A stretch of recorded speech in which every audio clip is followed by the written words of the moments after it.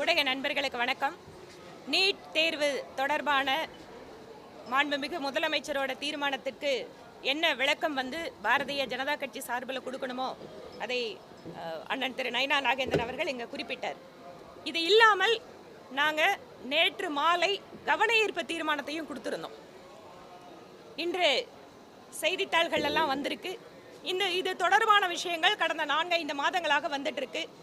தமிழகத்தினுடைய இயற்கை வளம் மணல் கொள்ளை எப்படி நடந்துட்டு இருக்கு அப்படின்னு இது ஏதோ ஒரு சில இடங்கள்ல ஒரு சிலர் ரிப்போர்ட் பண்ணாங்க, இல்ல அவங்களோட குற்றச்சாட்டு சொன்னாங்க அப்படிங்கிற மாதிரி இல்லை.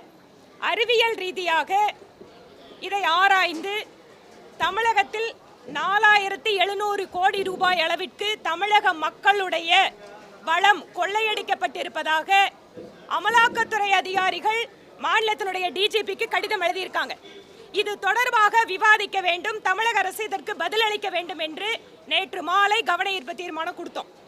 ஆனால் இன்று அதை விவாதத்திற்கு எடுத்துக்கொள்வதற்கு சட்டப்பேரவை தலைவர் அனுமதி அளிக்க மறுத்துவிட்டார்.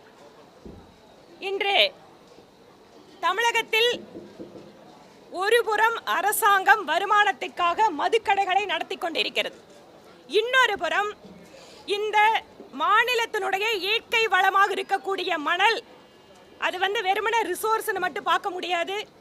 ஏனென்றால் சுற்றுப்புற சூழல், புவி வெப்பமயமாதல், மக்களுடைய நீராதார பிரச்சனைகள், விவசாயம் சார்ந்த பிரச்சனைகள் எல்லாவற்றிற்கும் இந்த மணல் என்பது ஒரு காரணமாக இருக்கிறது.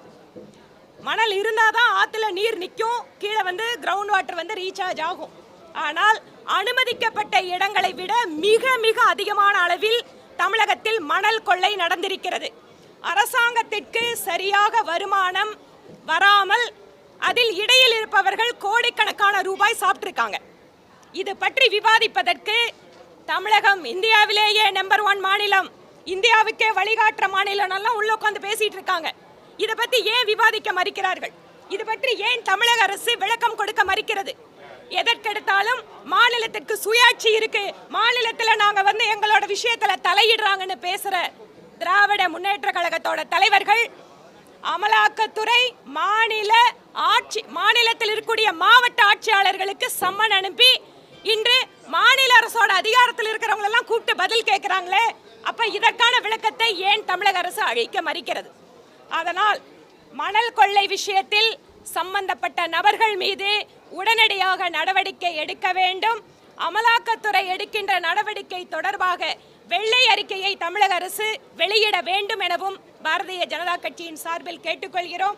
இன்றைக்கு நீர்வளத்துறை சார்பாக எல்லா சட்டமன்ற உறுப்பினர்களுக்கும் ஒரு அழகான கப்பு கொடுத்திருக்காங்க. ஒரு கப்பு கொடுத்திருக்காங்க, தெரியுதுங்களா? ஒரு காலி கப்பு கொடுத்திருக்காங்க. தமிழக அரசுக்கு நாங்கள் கோரிக்கை வைக்கிறோம், வரக்கூடிய காலத்தில் இந்த கப்புல மணல் நிரப்பி நம்மோட வருங்கால தலைமுறைக்கு இதுதான் மணல்னு காட்டாம இருக்கிற சூழலை தமிழக அரசு ஏற்படுத்த வேண்டும் எனவும் கோரிக்கை வைக்கிறோம்.